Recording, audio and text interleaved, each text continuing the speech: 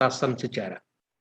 Bagaimana pemaknaan tahun Yobel ini, kemudian juga penerapannya, apakah itu hukum yang bersifat universal atau hanya berlaku bagi orang Yahudi pada masa tertentu.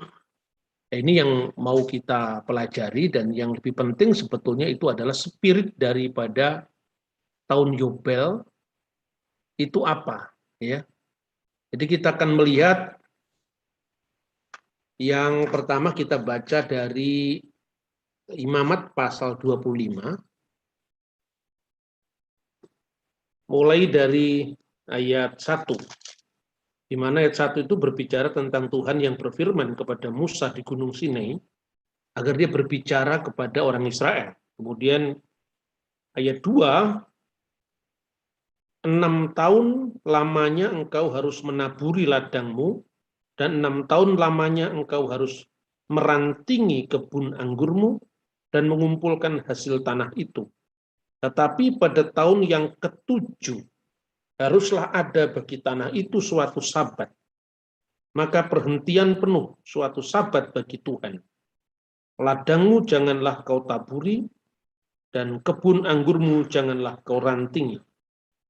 Dan apa yang tumbuh sendiri dari penuaian itu, janganlah kau tuai, dan buah anggur dari pokok anggurmu yang tidak dirantingi janganlah kau petik. Tahun itu harus menjadi tahun perhentian penuh bagi tanah itu.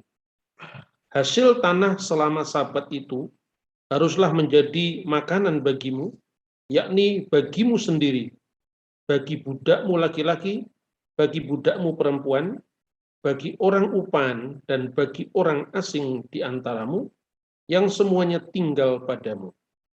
Juga bagi ternakmu dan bagi binatang liar yang ada di tanahmu, segala hasil tanah itu menjadi makanannya. Jadi kita akan belajar tentang prinsip, yaitu apa yang dikenal dengan Safi'id. Safi'id itu artinya sabat, ya, tahun sabat. Jadi tahun pertama, kedua, ketiga, keempat, kelima, keenam itu tahun di mana orang-orang Israel harus bekerja, tetapi pada tahun ke-7 itu adalah disebut sebagai tahun pembebasan. Maka selain menggunakan kata Safi'id, tahun sabat, tahun ke-7, juga dalam sastra rabbinik dikenal dengan Smita. Smita itu artinya tahun pelepasan. Dari kata melepaskan. Di tahun ke-7 dari siklus pertanian, 7 tahun yang diamanatkan oleh Taurat, secara khusus sebetulnya bagi orang-orang Israel di Tanah Suci. Dan ini tidak berlaku bagi orang Israel yang berada di diaspora atau berada di luar Tanah Suci. Memang setelah kita membaca, ya, aturan-aturan dalam hukum Yahudi dan yang dipergumulkan oleh para rabi, kemudian juga nanti kita akan melihat bagaimana dokumen-dokumen sejarah pra-Kristen itu menarik untuk dikaji. Di mana menurut Midras, ya, sastra Midras itu, Yobel diadakan hanya untuk melestarikan pembagian tanah pusaka yang asli kepada 12 suku Israel dan tidak berlaku pada masa yang berbeda. Termasuk ada rabi-rabi yang lain, begitu mereka sudah eksis di tanah Kanaan, itu kemudian pemberlakuannya itu diperdebatkan. Jadi apakah hukum ini secara harafiah harus dilakukan? Ya, dalam sepanjang sejarah itu tetap kontroversial. Nah, kemudian selain dari tahun sabat, itu tahun ke-7, di mana buah anggur tidak bisa dirantingi dan dibiarkan, dan itu menjadi seolah-olah kesadaran sosial bagi orang Israel. Pada tahun ke-7 itu dia tidak boleh menggarap kebunnya atau tanahnya. Kemudian disambung dengan pasal yang sama, ayat 8, yang dikenal dengan tahun Yobel. Nah, dalam apa namanya, tahun Yobel itu sebetulnya itu 7 kali 7 sebetulnya. Jadi 7 kali 7 sabat, sehingga nanti jatuhnya pada angka 49 ya. Meskipun nanti juga kita akan melihat bahwa itu terjadi perbedaan interpretasi juga, sebab apakah 7 kali 7 yang adalah 49 itu akhir siklus yang setiap putaran Yobel, atau dihitung setelah tahun berikutnya dari tahun yang ke-50. Makanya ada penafsiran yang berbeda-beda. Penemuan Laut Mati, jadi naskah-naskah di Laut Mati itu dari kelompok Yahudi Esseni, itu menghitungnya bukan pada siklus 50 tahunan, tetapi 49 tahun persis. Tetapi di antara para rabi Yahudi itu ada pendapat yang berbeda-beda. Tapi intinya bahwa tahun Yobel itu adalah tahun pelipatan 7 kali 7. Maka di dalam pasal 25 ayat yang ke-8, selanjutnya engkau harus menghitung 7 tahun sabat. Vesepar leha, dan engkau harus menghitung Sefa Sabetot Sanim, 7 tahun sabat-sabat. Ya. Apa itu? Yaitu adalah Sefa Sanim 7 tahun Pearim, 7 kali 7 sebetulnya.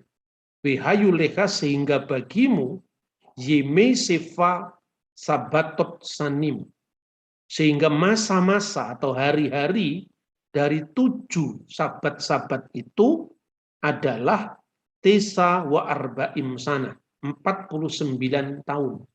Tetapi dalam ayat 11 dikatakan kamu harus menguduskan tahun ke-50. Jadi itu yang sebetulnya menjadi perbedaan dalam penafsiran para rabi. Tetapi bagi kita yang adalah orang-orang bukan Yahudi, sebetulnya apa yang menjiwai pengaturan tentang Yobel ini? Yobel sendiri sebetulnya bukan merupakan nama yang berasal dari masa atau hitungannya 7 kali 7, tetapi itu berkaitan dengan domba jantan. Karena pada saat tahun pembebasan itu ada shofar atau nafiri yang berasal dari tanduk jantan yang harus ditiup pada momentum penting itu. Dan tahun pembebasan ini dalam tulisan-tulisan Yahudi baik sebelum maupun setelah Kristen selalu dikaitkan dengan perayaan Yom Kippur atau hari penebusan. Karena temanya sama-sama dengan pembebasan. Nah, makanya disebut tahun Yobel karena berkaitan dengan peniupan nafiri. Nah, kemudian saudara-saudara, kita akan melihat apa sebetulnya yang menjadi pengaturan dari tahun Yobel itu. Lalu engkau harus memperdengarkan bunyi sangkakala. Ini tadi yang disampaikan berkaitan dengan nama Yobel. Di mana-mana dalam bulan yang ke-7 pada tanggal 10 bulan itu pada hari raya perdamaian, yaitu Yom Kippur, hari raya penebusan. Kamu harus memperdengarkan bunyi sangkakala itu di mana-mana di seluruh negerimu. Kamu harus menguduskan tahun yang ke-50 dan memaklumkan kebebasan di negeri itu bagi segenap penduduknya. Itu harus menjadi tahun Yobel bagimu, dan kamu harus masing-masing pulang ke tanah miliknya dan kepada kaumnya. Tahun yang ke-50 itu harus menjadi tahun Yobel bagimu. Jangan kamu menabur, dan apa yang tumbuh sendiri dalam tahun itu jangan kamu tuai, dan pokok anggur yang tidak dirantingi jangan kamu petik buahnya, karena tahun itu adalah tahun Yobel, haruslah itu kudus bagimu. Hasil tahun yang hendak kamu makan harus diambil dari ladang. Dalam tahun Yobel itu kamu harus masing-masing pulang ke tanah miliknya. Jadi benar-benar ini pengajaran etika sosial yang memperhatikan kepada orang-orang miskin. Jadi sehingga itu tanah benar-benar tidak boleh dinikmati pada baik pada saat lingkaran tahun ke-7 maupun 7 kali 7 yang disebut Yobel tadi. Nah, pertanyaannya sebetulnya apa fungsi dari tahun Yobel itu bagi kita orang-orang yang bukan bukan Yahudi. Sebab bagi orang Yahudi pun itu juga sebetulnya dibatasi pelaksanaannya, dan kita akan bisa melihat bagaimana penerapannya itu pada masa Yahudi modern. Yang pertama-tama yang bisa kita pelajari bahwa tahun Yobel itu mengajarkan tentang etika sosial atau kesadaran sosial atau ajaran sosial umat Tuhan tentang hak milik. Karena di dalam ayat Alkitab yang tadi kita baca bahwa sebenarnya pemilik dari tanah itu sesungguhnya adalah Tuhan, Adonai, sang pemilik. Dan kita itu sepertinya hanya menggarap apa yang Tuhan berikan kepada kita. Seperti itu yang ditekankan dalam ajaran itu. Jadi kita punya hak milik tapi terbatas. Jadi bukan tak terbatas. Maka ditegaskan pada ayat 23, tanah jangan dijual mutlak karena akulah pemilik tanah itu, sedang kamu adalah orang asing dan pendatang bagiku. Di seluruh tanah milikmu haruslah kamu memberi hak menebus tanah. Jadi ada aturan berikutnya. Jadi misalnya ya, ketika seorang membeli tanah dan ada aturan bahwa sang pemilik tadi suatu saat bisa menebus tanahnya, dan ini aturan yang sebetulnya menarik. Jadi hukum kuno seperti Undang-Undang Hammurabi sebetulnya juga mengenal itu, berkaitan dengan semacam kesempatan untuk memberi kepada orang-orang yang miskin, ya, sehingga pada tahun itu, tahun khusus itu, orang miskin mendapatkan tempat dalam baik itu penjualan maupun penebusan tanah. Jadi kita baca ini, di seluruh tanah milikmu haruslah kamu memberi hak menebus tanah.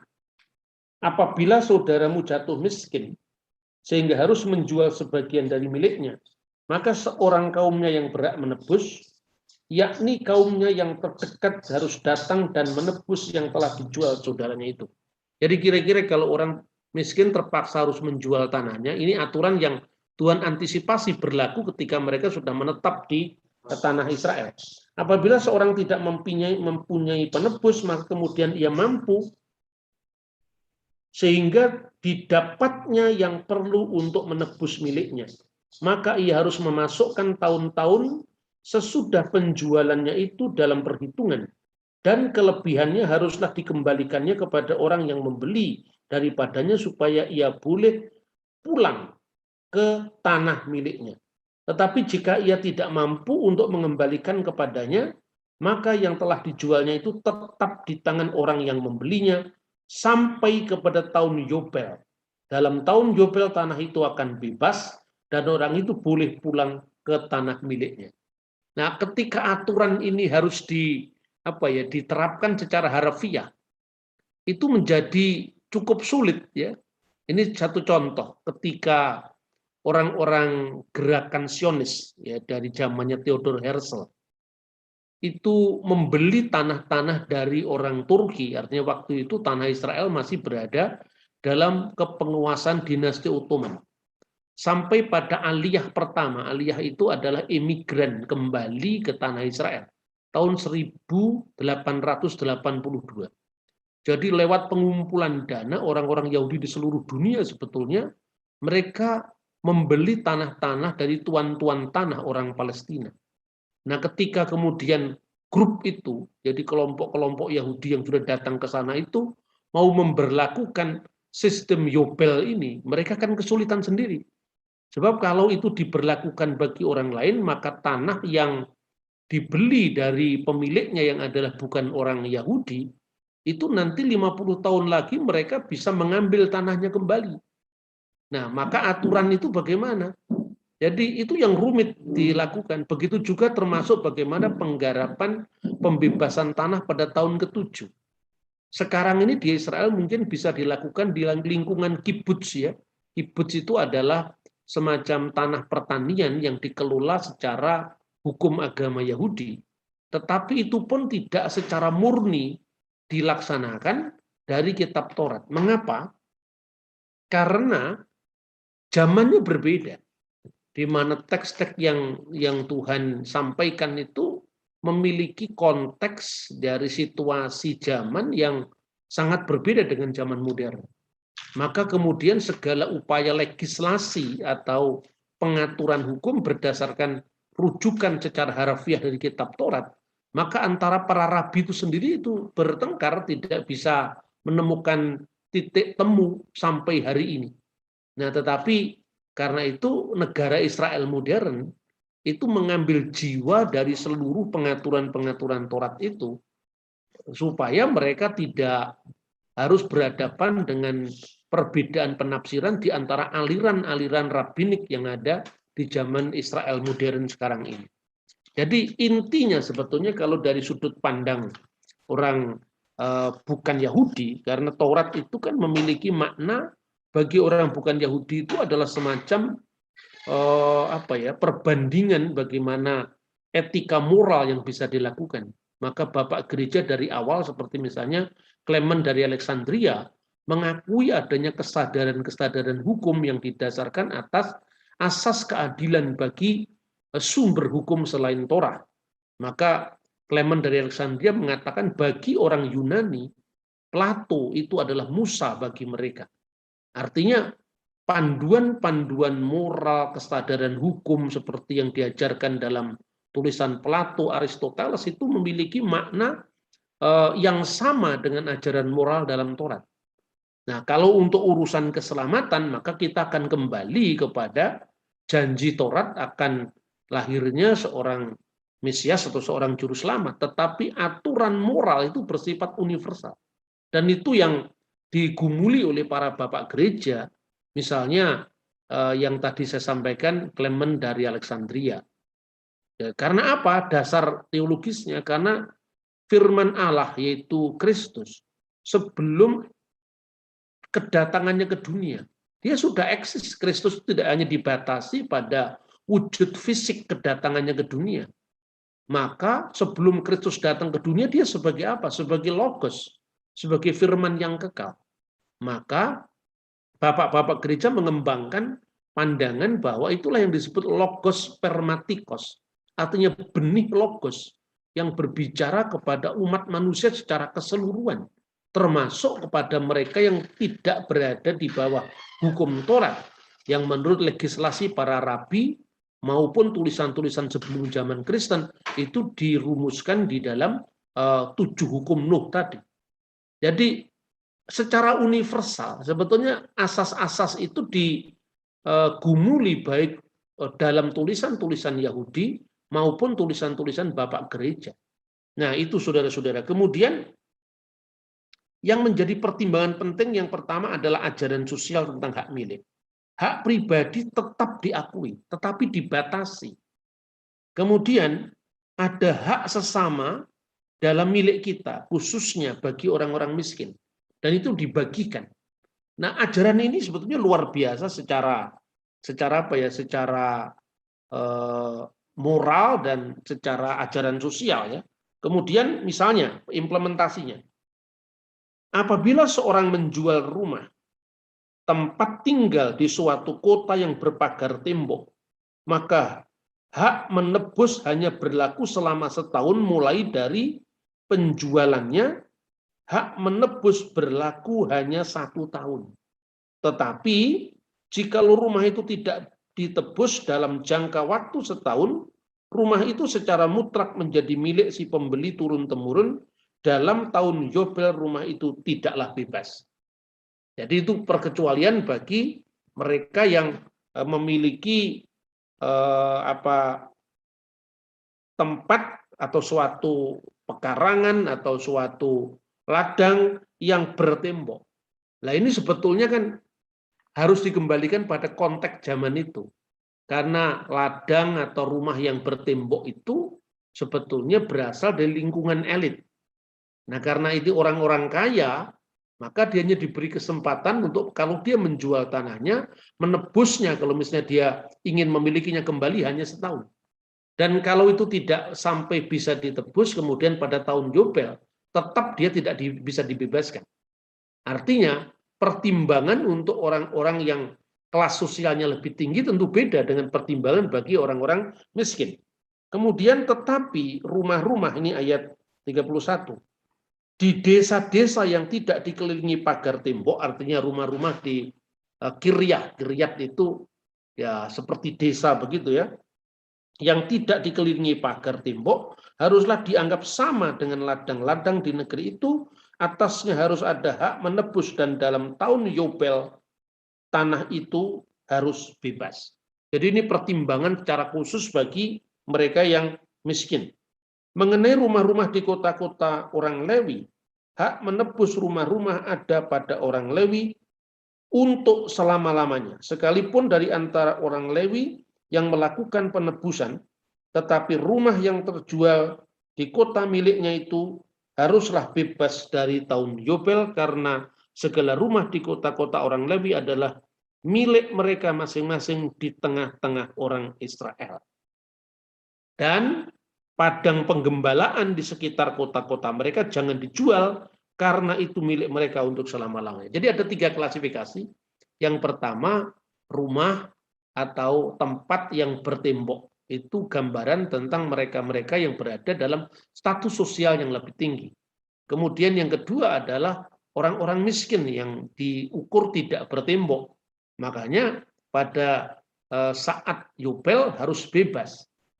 Kemudian yang ketiga itu adalah imam. Yang imam itu mendapatkan posisi yang lebih utama karena dia khusus mengurusi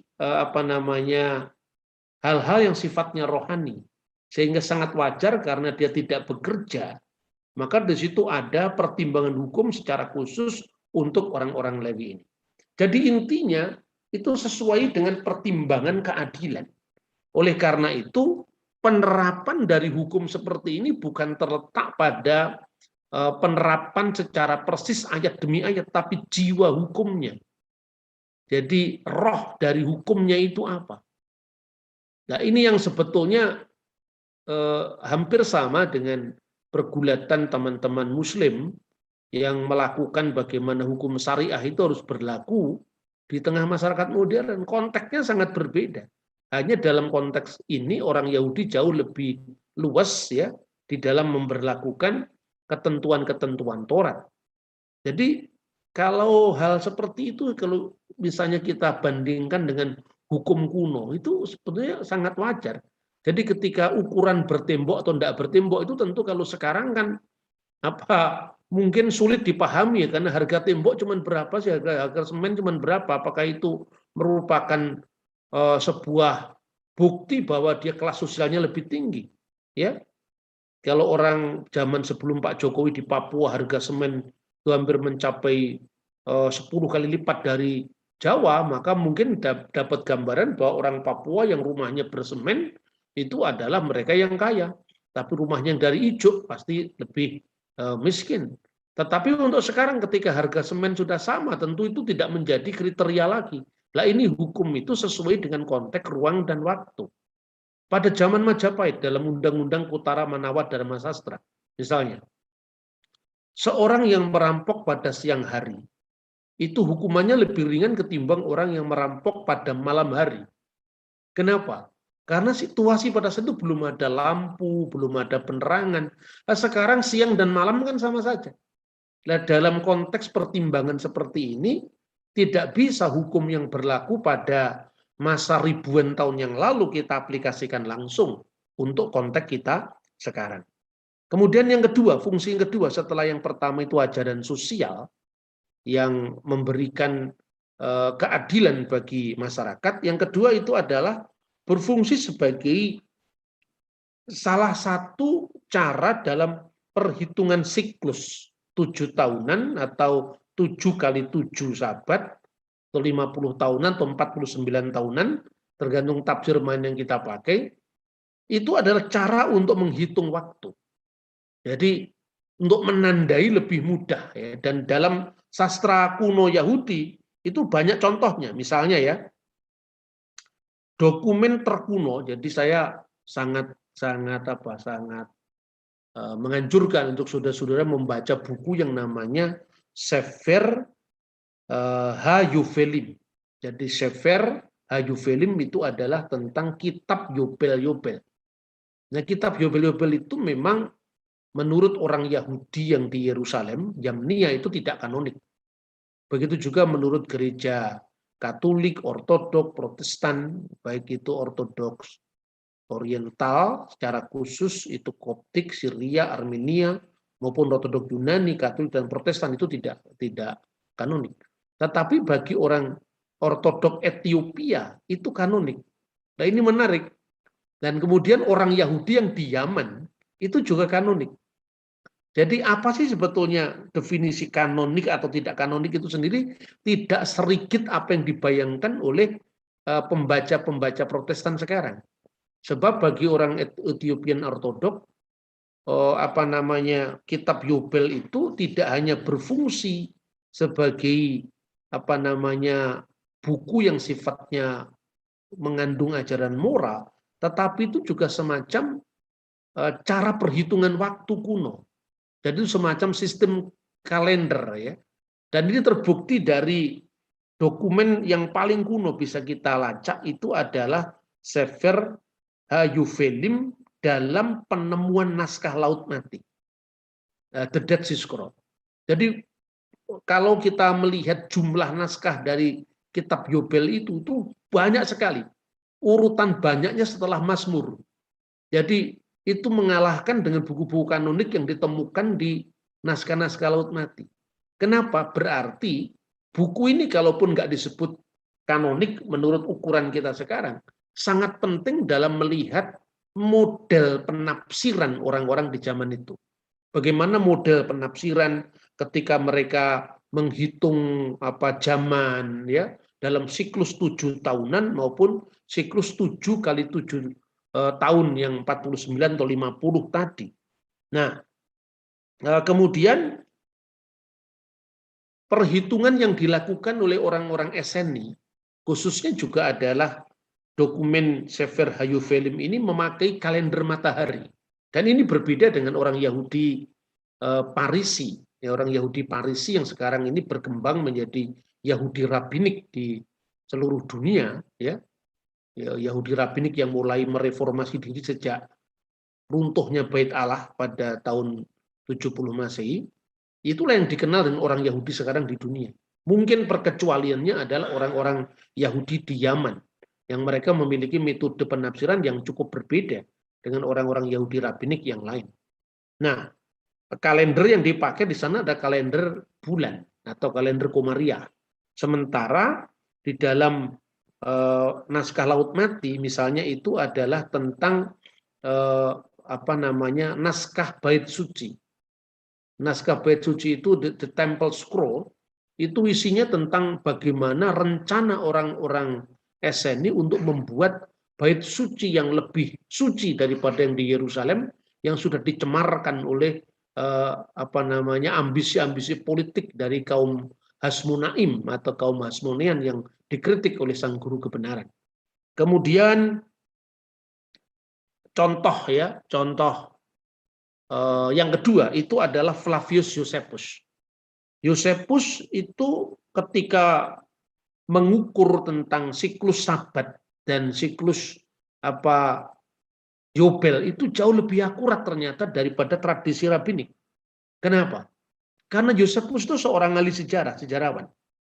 Ketika dia menghitung atau mengacu tahun-tahun Sabat, ya, selama periode Bait Suci yang kedua, maksudnya Bait Suci sebelum dihancurkan tahun 70 Masehi oleh Jenderal Titus. Itu dia tidak hanya menggunakan perhitungan atau sistem Yobel dengan tahun Sabat tadi, tetapi karena dia sadar bahwa orang-orang Parisi karena Josephus itu kan dari aliran Parisi, orang-orang Parisi menggunakan kalender bulan, Sementara kalender dunia saat itu sudah ada kalender matahari. Dan yang paling terkenal saat itu adalah yang dikenal dengan kalender era Olimpiade. Jadi itu dihitung menurut tahun Olimpiade.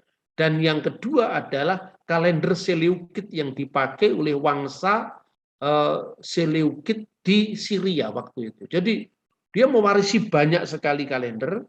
Dan karena itu dia mencocokkan antara perhitungan tahun matahari dan tahun bulan. Dan ternyata hitungannya jauh lebih akurat ketimbang hitungan para rabi.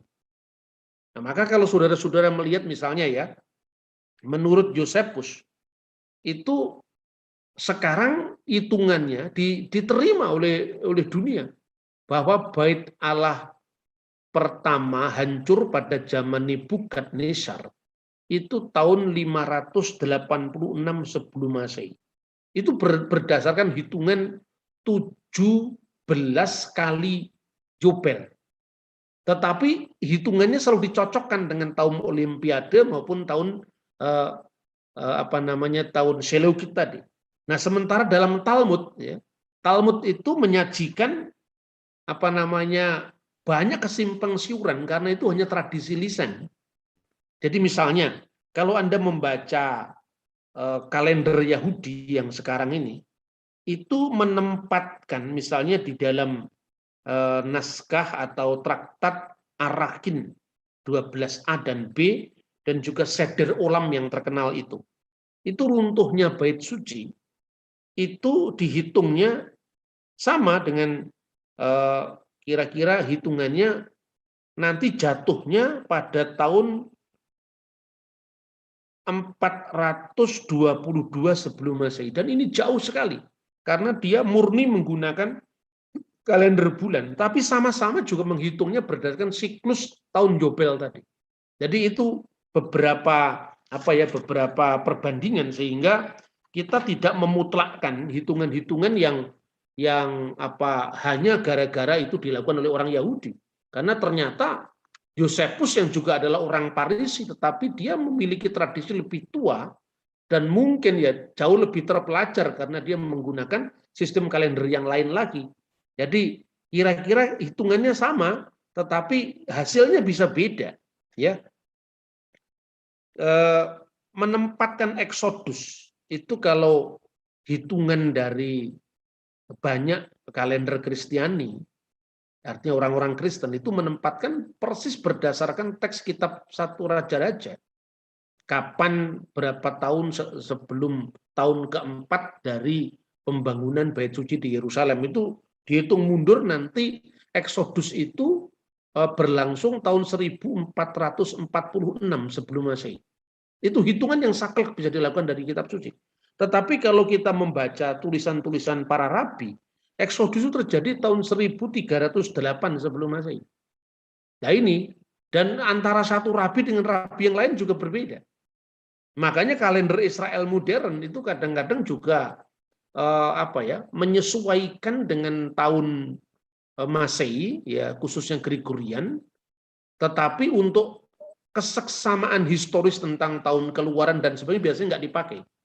Jadi orang Yahudi lebih memakai kalender yang disusun berdasarkan perhitungan orang-orang Kristen modern. Itu tampak kalau Anda membaca misalnya buku-buku tentang sejarah Israel. Dia menggunakan kalender Gregorian. Karena tahun-tahunnya lebih akurat ketimbang hitungan Yahudi murni tadi. Nah, untuk kalender Yahudi itu yang dipakai oleh para rabi itu khususnya untuk kalender-kalender peribadatan untuk menghitung jatuhnya Rosh Hashanah ya. Sekarang ini kan Rosh Hashanah. Ini hari kedua, besok itu adalah hari terakhir misalnya. Tetapi untuk konteks tahun sipil mereka tidak pakai tahun itu. Jadi ini artinya saya sampaikan sebenarnya supaya Anda tidak mendewakan orang Yahudi juga. Nah, supaya kita melihat rujukan yang jauh lebih luas.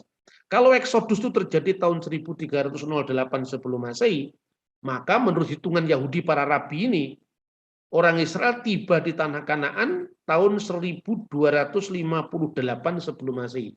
Dihitung mundur. Ya karena itu 40 tahun pengembaraan di padang gurun. Bait Allah pertama hancur pada masa Nebukadnezar itu dihitung 17 kali Yobel yang hitungannya berbeda dengan hitungan orang-orang Yeseni di Laut Mati 49, tapi hitungan para rabi Seder Olam tadi 50 utuh. Makanya akan ketemu angka 850. Itu 17 kali Yobel. Nanti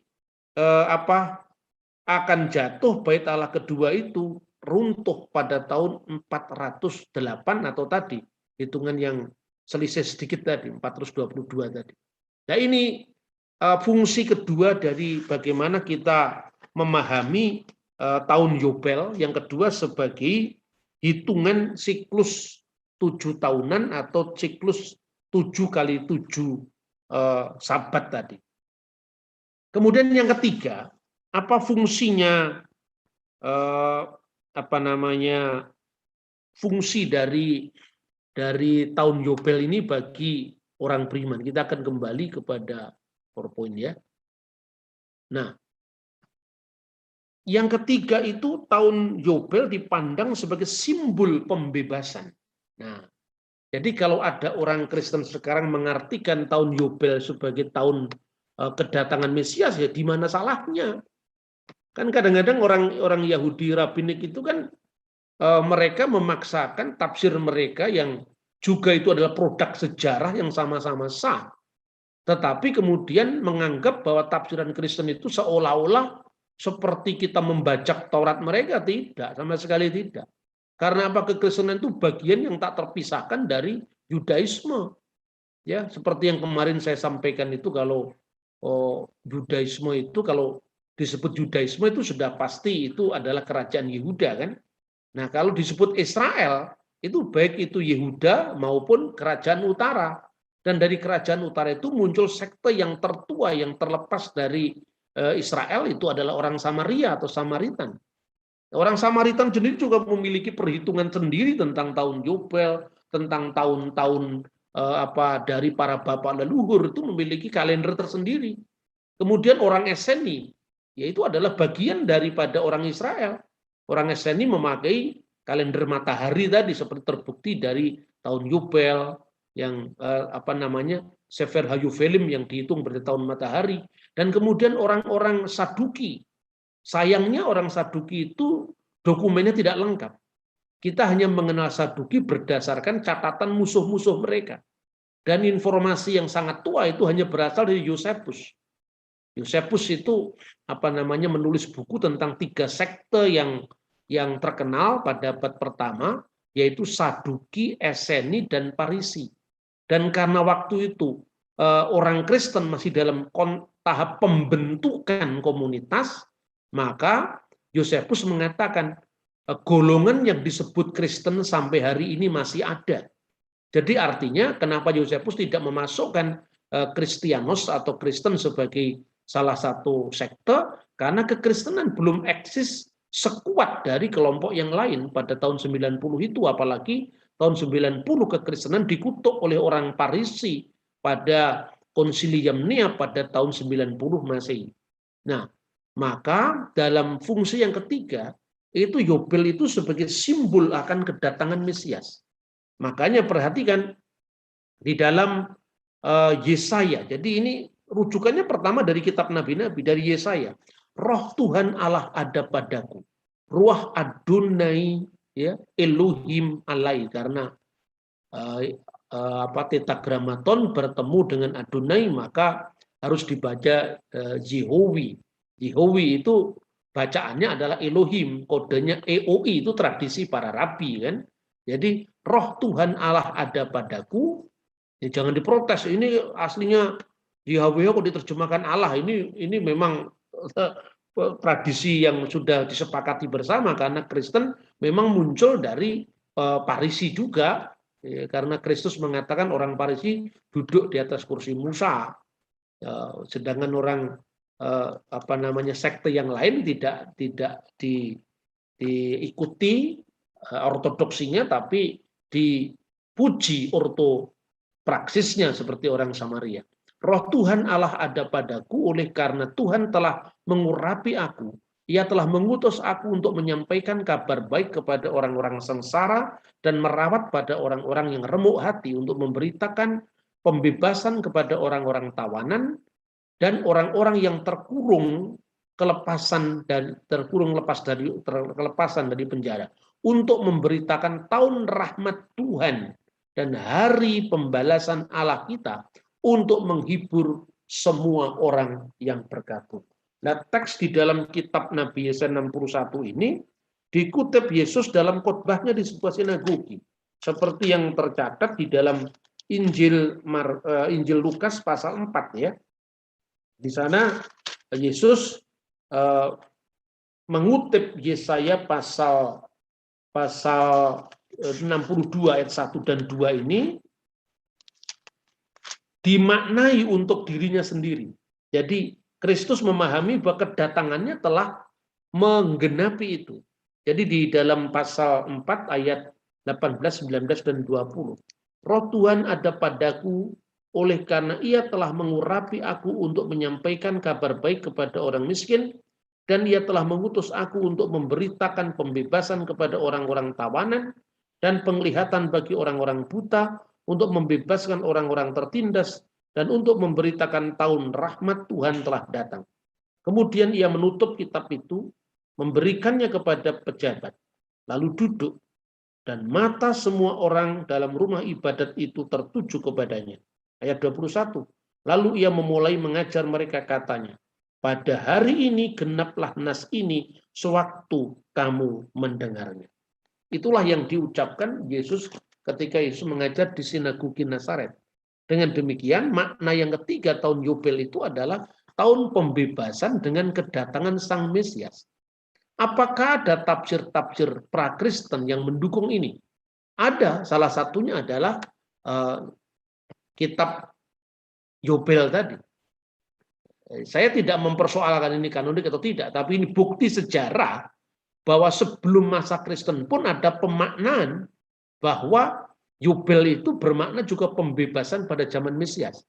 Itu disebutkan di dalam Sefer Hayuvelim pasal 23 ayat 29 dan 30.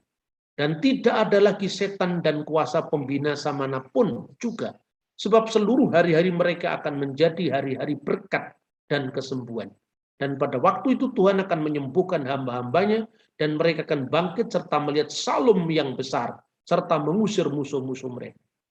Jadi pembinasa atau setan itu terkait juga pada zaman Mesias. Itu refleksi dari banyak tafsiran dari kitab Kejadian pasal 3 ayat 15, di mana permusuhan antara keturunan wanita itu, keturunan perempuan itu, yaitu Sang Mesias, itu akan menginjak kepala ular yang disimbolkan iblis, si ular tua, sebagaimana direfleksikan juga dalam kitab Wahyu, dan digambarkan tentang perempuan yang berselubungkan matahari, yang dikejar oleh naga tua yang adalah iblis. Itu adalah gambaran tentang zaman Mesias. Dan Ben Haishah, anak sang perempuan itu adalah Kristus, sedangkan ibunya adalah Bunda Maria. Dan ini adalah bukti-bukti bahwa di dalam teks-teks kuno sebelum zaman Kristen pun, bahwa tahun Yobel itu dikaitkan dengan kedatangan Sang Mesias. Bahwa orang Yahudi sekarang menolak Yesus itu urusan lain. Yang jelas bahwa tidak ada tafsiran Kristen yang menyalahi penafsiran Taurat pada zaman Kristus maupun sebelum zaman Kristus. Nah, kiranya renungan kita tentang tahun Yobel ini bisa melengkapi kita. Yang lain-lain itu berkaitan misalnya teks-teks dari kitab Imamat pasal 26 itu berbicara tentang perlakuan terhadap orang miskin yang tadi saya sampaikan, kemudian tentang berkat dan kutuk pada pasal 26, karena berkat itu berkaitan dengan komitmen orang-orang Israel yang selalu menyembah Tuhan dan tidak menyembah ilah-ilah lain, itu akan diberkati. Begitu juga yang sebaliknya, orang-orang yang dikutuk adalah mereka-mereka yang melupakan perjanjian ilahi itu dan mereka menyembah berhala. Itu hal-hal yang saya kira sangat normatif sekali kita bisa baca. Dan kemudian yang menarik, pasal terakhir, pasal 27, itu adalah pembayaran nazar. Nah, pembayaran nazar itu juga dihargai atau ditimbang berdasarkan nilai dari sesuatu yang diberikan kepada Tuhan.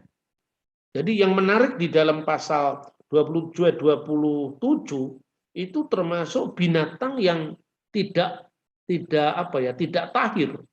Itu bisa dibuat untuk membayar nazar, tapi dengan ketentuan ya HBH Mahatamiah itu, jadi binatang yang tidak tahir itu harus dikuruskan dulu nilainya, ditambah seperlimanya.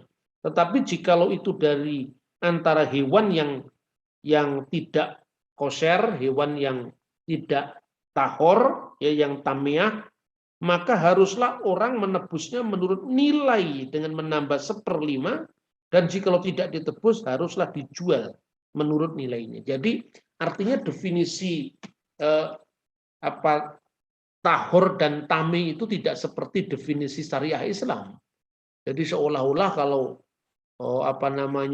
haram itu maka harus dimusnahkan, tidak seperti itu. Sehingga ada kisah tentang Nabi Isa yang membunuh babi-babi, tidak seperti itu. Sebab yang disebutkan tahor itu dalam konteks tahor dalam rangka korban.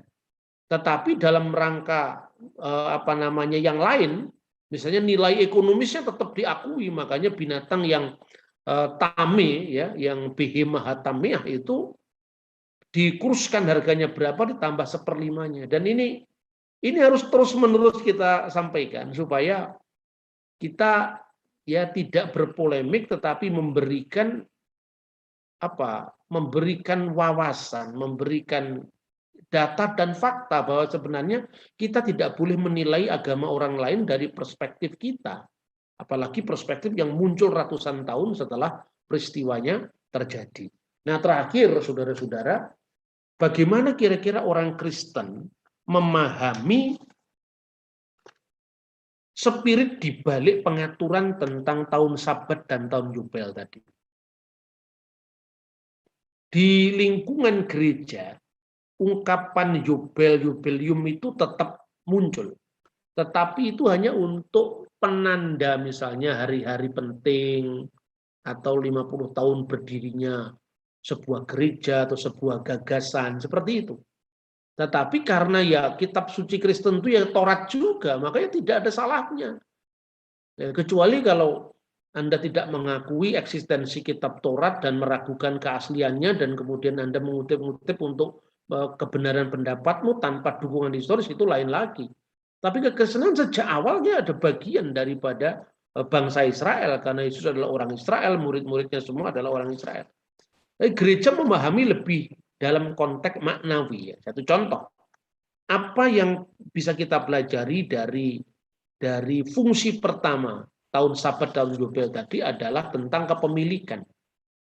Kepemilikan itu diakui tetapi dibatasi, dan ini dalam rangka menegakkan asas keadilan.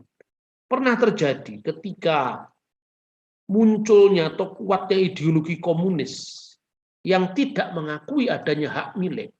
Nah, itu disikapi oleh gereja, khususnya dalam ini saya kutip gereja Katolik ya.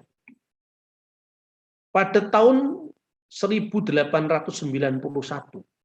itu dalam rangka mengkritik kapitalisme di satu pihak dan komunisme di pihak lain yang saat itu membelah dunia. Gereja harus bersikap. Gereja memiliki panduan, maka diterbitkanlah dokumen yang namanya Rerum Novarum oleh Paus Leo ke-13 tanggal 15 Mei 1891. Mungkin orang bertanya kepada saya, kenapa Pak Bambang tidak mengutip gereja Protestan? Protestan nggak pernah ada yang begini kok. Makanya yang ada Katolik ya saya kutip Katolik kan. Soalannya gitu. Karena saya anggap Katolik ya Kristen, Ortodok ya Kristen, Protestan ya Kristen, ya sudah. Karena kekristenan yang berbicara tentang ajaran sosial gereja yang lengkap Katolik, ya kita tunjukkan Katolik. Nah, apa yang dimuat di dalam Rerum Novarum itu dikritik yang sangat keras menghantam kapitalisme. Jadi pemilikan tanpa batas dari kapital oleh kaum elitis untuk menguasai kapital. Jadi ketika Friedrich Engels dan Karl Marx mengutuk kapitalisme dalam bukunya Das Kapital, tetapi dia jatuh ke ekstrim balik. Jadi kalau kapitalisme sangat mengagung-agungkan hak milik individual, maka dalam komunisme hak individual ditolak sama sekali dan itu tidak masuk akal. Nah, kembali kepada refleksi tahun Sabat dan tahun Yobel tadi, maka Gereja Katolik memberi penyeimbang. Pertama, Rerum Novarum itu merupakan kritik pedas, tajam terhadap kapitalisme. Kemudian pada tahun 1931, tepatnya tanggal 15 bulan Mei, itu Paus Pius ke-11 dalam rangka memperingati 40 tahun Rerum Novarum, maka dia keluarkan satu dokumen namanya Quadragesimo Anno. Quadragesimo itu 40, anno itu adalah tahun. Jadi tahun ke-40 dokumen Rerum Novarum. Lalu dia menegaskan di sana, keadilan sosial harus bertitik tolak dari konsep ius proprietatis. Ius proprietatis itu adalah hak milik individu. Jadi ini kritik terhadap komunisme. Kalau Rerum Novarum kritik terhadap kapitalisme, maka Quadragesimo Anno itu kritik terhadap komunisme. Tidak mungkin orang tidak memiliki hak milik karena dia bekerja. Barang siapa bekerja dia berhak untuk hasil kerjanya. Tidak bisa pukul sama rata sama rasa. Itu akan menghilangkan prestasi orang. Kemudian ditegaskan pula ius domini privati hominibus tributum. Ini menjiwai spirit dari tahun Sabat dan tahun Yobel tadi. Ditekankan bahwa ius domini privati hominibus tributum. Dalam hak milik pribadi terdapat juga hak sesama kita yang harus dikembalikan kepada mereka. Makanya tadi kita membaca dalam kitab Taurat bahwa hak menebus tanah yang sudah dijual bagi orang-orang kota yang pekarangannya atau yang tanahnya bertembok hanya diberi waktu 1 tahun karena dianggap mampu. Tapi bagi orang-orang miskin itu sepanjang sampai Yobel itu dan dia bebas. Itu artinya bahwa tidak ada sama rata sama rasa, tetapi Tuhan sendiri menimbang sesuatu itu ada kepedulian terhadap orang miskin dan sebagainya. Tapi ditegaskan pemilik sejati adalah Tuhan sendiri, bukan umatnya. Nah, yang menarik bahwa ketika Bung Karno dibuang ke Indi, itu Bung Karno kan diterima oleh Pastor Yosef dan sering berdiskusi tentang dokumen-dokumen gereja. Saya pernah mendiskusikan ini dengan Bang Daniel Dakidai yang sekarang sudah almarhum. Itu panjang sekali karena beliau pernah meminta saya untuk menulis di Kompas tentang Bung Karno dalam rangka 100 tahun Bung Karno. Itu bedah buku saya, Religi dan Religiusitas Bung Karno. Sejak pertemuan itu saya sangat intensif berdialog dengan beliau. Ketika buku saya Religi Bung Karno itu dikutip dalam satu penelitian tentang jejak Bung Karno di Indi. Nah, itu bukunya sampai sekarang masih terbit. Nah, di situ dalam diskusi itu disampaikan oleh Bung Daniel Dakidai, dia mengatakan, coba periksa Bung Karno dalam pidatonya di depan pengadilan kolonial, yaitu Indonesia Menggugat, itu tahun 1930. Bung Karno ketika bicara tentang konsep Ratu Adil, dia berbicara tentang kesejahteraan sosial masyarakat. Tapi di situ Bung Karno belum menggunakan kata keadilan sosial. Kata keadilan sosial itu diucapkan Bung Karno setelah dia pulang dari pembuangan di Indi. Dan itu sesuai dengan pengakuan beliau ketika implisit ya, bahwa saya menemukan 5 butir mutiara Pancasila itu di bawah pohon sukun di Indi. Dan pohon sukun itulah yang sekarang menjadi Taman Soekarno di sana. Dan Bung Karno banyak diilhami oleh ajaran gereja, ajaran sosial gereja ini tentang Rerum Novarum tadi. Ketika pada pidato 1 Juni Bung Karno menerjemahkan konsep keadilan sosial dalam bahasa Belanda sebagai social rechtvaardigheid, keadilan sosial yang itu merupakan terjemahan bahasa Belanda dari istilah Latin dalam dokumen Rerum Novarum Justitia Socialis. Nah, ini bagaimana kita orang Kristen memahami Alkitab tidak hanya sebagai secara harfiah, tapi bagaimana menimba dari informasi-informasi konteks zamannya dan mengaplikasikannya, mengkontekstualisasikannya di dalam tantangan masyarakat modern bahkan postmodern sekarang ini. Kita boleh bersyukur karena melalui pembuangan Bung Karno de Flores itu, maka ide-ide tentang Rerum Novarum itu terjemahkan dan menginspirasi beliau ketika merumuskan sila Pancasila, khususnya sila kelima, keadilan sosial bagi seluruh rakyat Indonesia. Terima kasih, Tuhan memberkati kita. Shalom Alaikum. Kristus Maha Masya.